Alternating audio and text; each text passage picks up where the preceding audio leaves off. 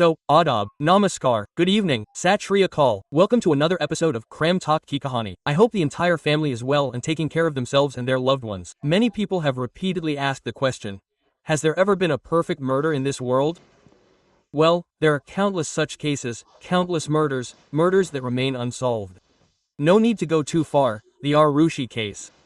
To this day, we don't know who the murderer of Arushi and Hemraj is.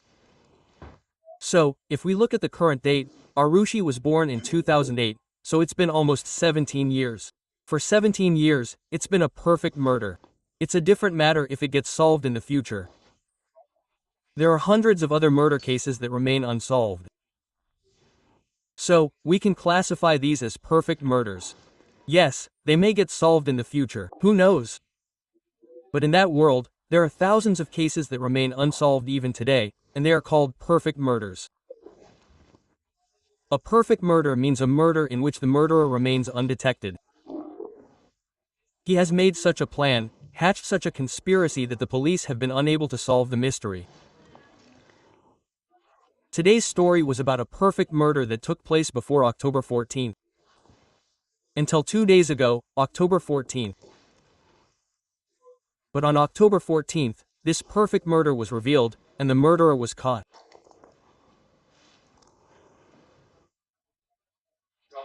If the murderer is a doctor, then solving the first murder is extremely difficult.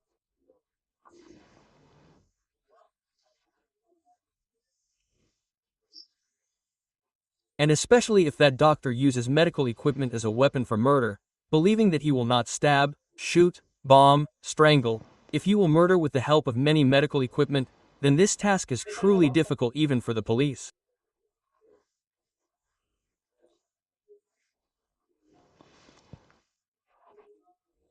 And today's murder story is a product of a doctor's mind, determined to commit a murder, a perfect one, without anyone suspecting anything. This story takes place in Bengaluru. Dr. Mahendra Reddy, a doctor in Bengaluru, is getting married on May 24, 2024, to a woman named Dr. Kritika. This means the wedding took place a year ago. On May 24, 2024, Dr. Mahendra Reddy and Kritika Reddy were married with great pomp in Bengaluru. Kritika Reddy was also from an educated, well-off family and a doctor, a dermatologist. So, they got married. Before the wedding, a pre-wedding shoot was also held. I'm showing you this shoot because when a wedding takes place, such shoots are held to mark the beginning of a new bond. So, don't be misled by these photos.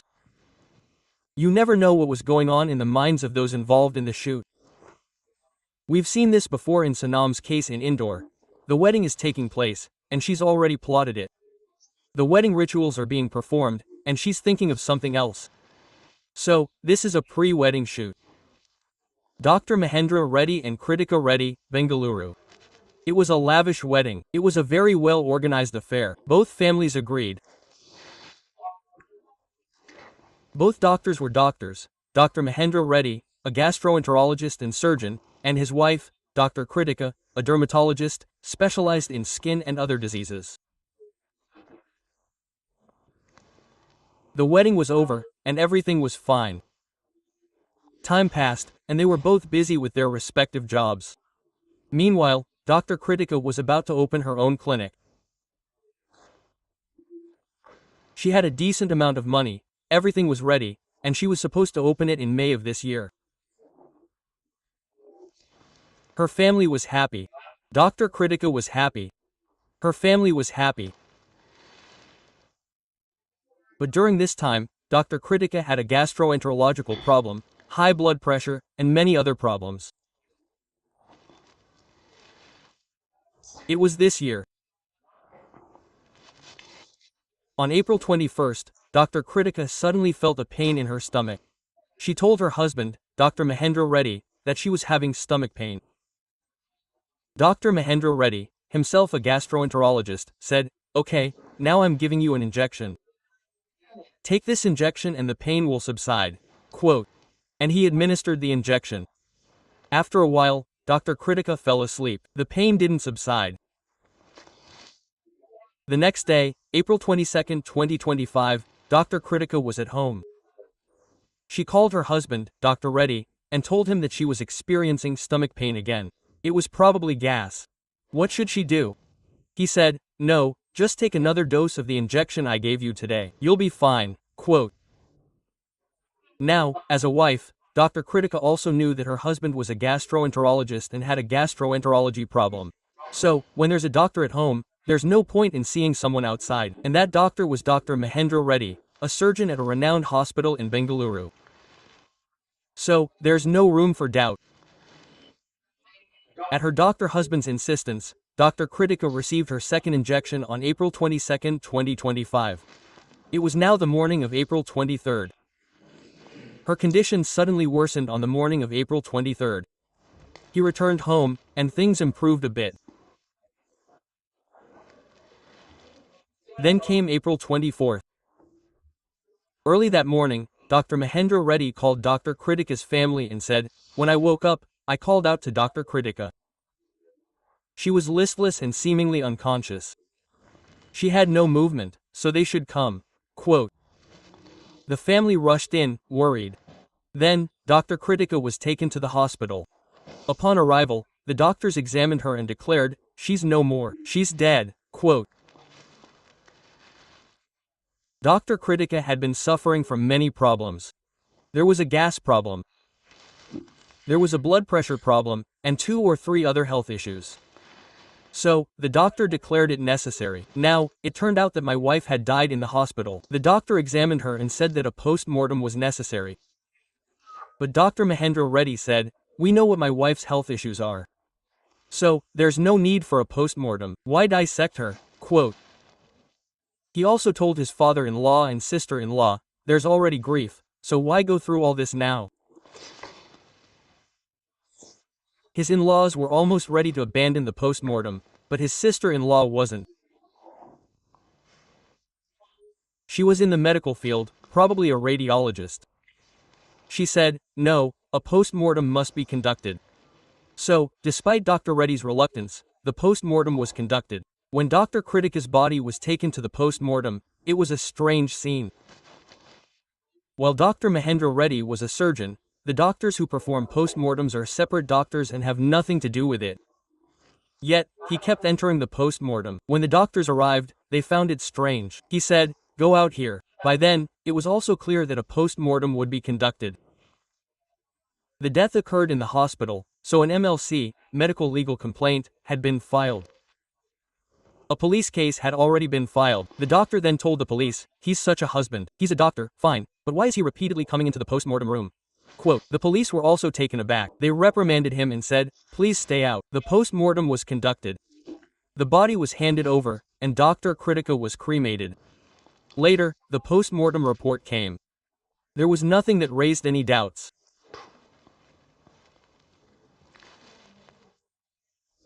The medical issues were all on the health grounds.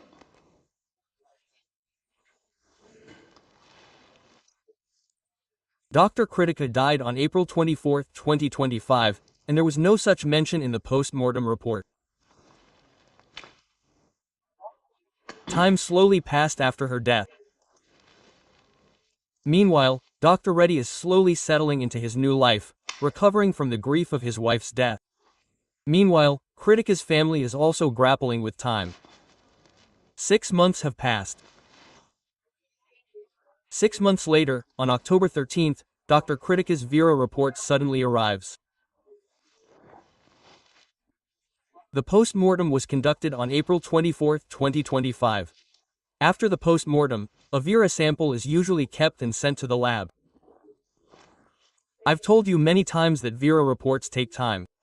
It takes about a month. Even in a very emergency, it takes at least 20 days. But if it's a typical Mira case, where there isn't a high-profile case where a Mishra report alone would solve the case, it's often overlooked. And here's the fact that the post-mortem report didn't mention anything like that. So, whether it's Dr. Kritika Reddy's family or Dr. Mahendra Reddy, neither of them cares about the Mishra report. Because Dr. Kritika Reddy's family, in particular, assumed their daughter's death was due to gas and other factors, they weren't waiting for the Vera report. They had probably forgotten. Dr. Mahendra Reddy didn't care either, although he didn't show it. Well, suddenly, on October 13th, 3 days ago, the Vera report came in, and as soon as the Vera report came in, the entire story changed.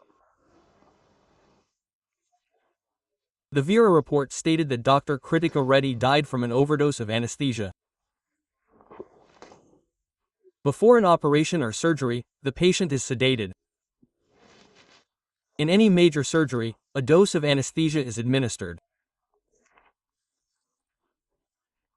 Based on the patient's weight and other medical checkups, the dose is determined to prevent permanent unconsciousness. The patient's body is given only as much as it can handle. So, the post-mortem report now states that Dr. Kritika died from an overdose of anesthesia.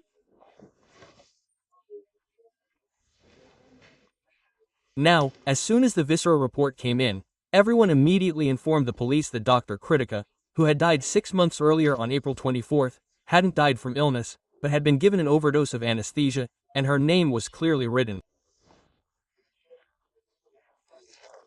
That name is here. The question now is, Dr. Kritika hadn't undergone any surgery, nor was she admitted to a hospital. So who administered the anesthesia, and why? No one is required to do so. Anesthesia is only administered during surgery. As soon as the family, especially Dr. Kritika's older sister, learned of this, they took their father straight to the police station. And, based on the viscera report, declared that their sister had been murdered, and that the murderer was none other than Dr. Kritika's own husband, Dr. Mahendra Reddy. When the police examined the report, they realized the post-mortem report had already been prepared. The police understood the story. The police immediately searched for Dr. Mahendra Reddy. An FIR was filed on October 13th, and on October 14th, the police arrested Dr. Mahendra Reddy. After the arrest, the only report so far is that it was an overdose of anesthesia. But how can they prove that Dr. Mahendra Reddy didn't administer it? And if it was his own wife, who had been married for just over a year, in May and April, meaning 11 months, and they were happy, then there's no reason for that. What could be the motive? The wedding was so grand, with no reason, everything was included, including money and dowry. So, what could be the reason? The police arrested Dr. Mahendra Reddy and began questioning him. As the interrogation began, and the dossier of events from April was pieced together, the entire story came to light, and Dr. Mahendra Reddy confessed to his crime. The story was that just a few days after the wedding, Dr. Mahendra Reddy discovered that Dr. Kritika Reddy had numerous health issues. She has a gas problem. She also has other problems. And he was angry that his in-laws hadn't told him about Dr. Kritika's medical conditions before the wedding. This angered him, but he remained silent at the time. But as time passed, he realized he couldn't live with a sick wife. Imagine what he could do. Now he started thinking. During this time, due to illness, and because Dr. Mahendra Reddy was a surgeon himself, he and Kritika were often at home. But now he was determined to separate from Dr. Kritika. But how? Although there was an easy way out, divorce and other things could have been done, but they say a person's mind doesn't work at that time. Now Dr. Reddy started thinking. He was a big fan of crime thrillers and other things, and also a lover of South Indian films and mystery films. Eventually, he decided to murder his wife, but it wouldn't be considered murder, and the cause of death would never be known. He began planning. Coincidentally, he was a gastroenterologist. He was a surgeon, and his wife suffered from the same condition, so whenever she'd had a problem, he'd initially treated her. Now, his husband was treating her. He was a doctor, and his wife would undoubtedly trust him. He decided to use his treatment and his medicine as a weapon against his wife.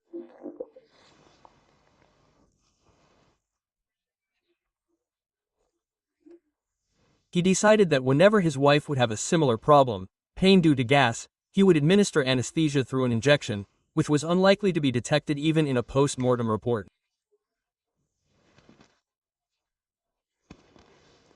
He did all the research. Then, when the pain returned in April 2025, he administered an overdose of anesthesia through an injection. He gave it so much that it wouldn't be the first time, so as not to arouse suspicion. Then he administered a second dose, and a slightly higher dose, and then Dr. Kritika fell into a deep sleep that she couldn't wake up. He had decided that since the entire family knew Dr. Kritika was a patient with multiple illnesses, no one would suspect her, and a post-mortem wouldn't be conducted. Dr. Mahendra Reddy, of course, had his own influence in medical circles, but Dr. Kritika's older sister insisted, no, there should be a post-mortem. Who knows, if something is wrong, it might come to light. Quote, so, due to her insistence, the post-mortem report didn't reveal anything Dr. Reddy had hoped for, because he had administered an overdose of anesthesia in such a way that it couldn't be detected. Any chemical poisoning could only be detected through the Vera report. So, for the first time after the post-mortem, Dr. Reddy thought that perhaps the secret would be revealed, but then, he realized that even the Vera report might not reveal it, and he didn't know how long it would take. He was relieved, but he was still afraid. 6 months passed. The Vera report came out, exposing Dr. Reddy's entire conspiracy, a perfect murder plan. Had it not been for the Vera report or the post-mortem that day, people might still consider Dr. Kritika Reddy's death a death due to illness. But God has a say in everyone's lives, and that's exactly what happened. Dr. Mahendra Reddy is a twin, a brother who looks exactly like each other. Both of them have multiple criminal cases against them. This is now being revealed. They have been arrested and are being interrogated in police custody. But sadly, he was a husband as well as a doctor, and a doctor is a very noble profession. Yet, he betrayed trust and also murdered his wife. Who should be trusted, and who shouldn't? These stories raise these questions. So, another wife's phone was stolen by her husband, but the husband turned out to be a doctor and used his medical profession as a weapon. So, that's all for now. We'll see you tomorrow at 9 p.m. with a new story. Until then, please take care of yourself and your loved ones. Thank you very much.